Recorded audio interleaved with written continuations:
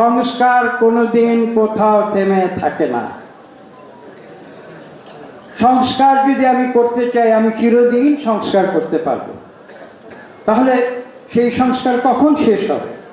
এটা তো কোনো যুক্তির কথা হতে পারে না। সেই সংস্কার শেষ হবার পরে নির্বাচন হবে, এটা কোন যুক্তি? সেই সংস্কার কখন শেষ হবে? সংস্কার তো শেষ হবার বিষয় না, সংস্কার হচ্ছে চলমান। কাজে আজকে যে সংস্কারগুলো আমরা চিহ্নিত করেছি এবং আমাদের কমিটমেন্ট যে সংস্কারগুলোর প্রতি রয়েছে, আমরা প্রতিজ্ঞাবদ্ধ। অনেকে বলেন আমরা যদি ক্ষমতায় আসি, আমি এই কথা বলি না।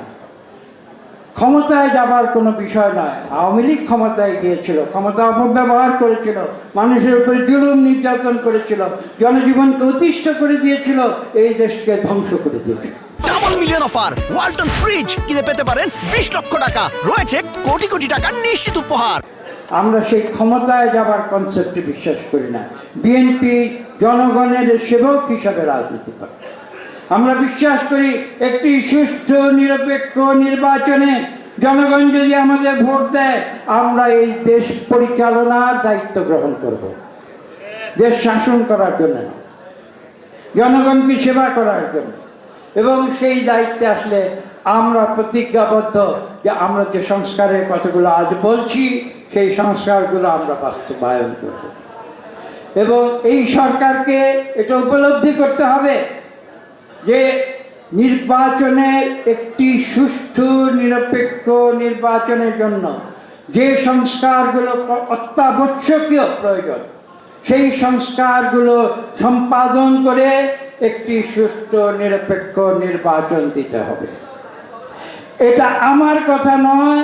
আপনারা আজকে রাজপথে যান, একজন রিক্সা চালককে জিজ্ঞাসা করুন, একজন দিনমজুরকে জিজ্ঞাসা করুন, একজন মিল শ্রমিককে জিজ্ঞাসা করুন, একজন গার্মেন্টস কর্মীকে জিজ্ঞাসা করুন, এই দেশের তরুণ সমাজকে জিজ্ঞাসা করুন যারা এই বিপ্লব এনেছে, যারা বলছে যে যারা 5ই আগস্টের বিপ্লব করেছে, তাদেরকে জিজ্ঞাসা করুন তোমরা ভোটার হয়েছে 18 বছর বয়সে, আজকে পর্যন্ত তোমরা কি একবারও সত্যিকার ভোট দিতে পেরেছ?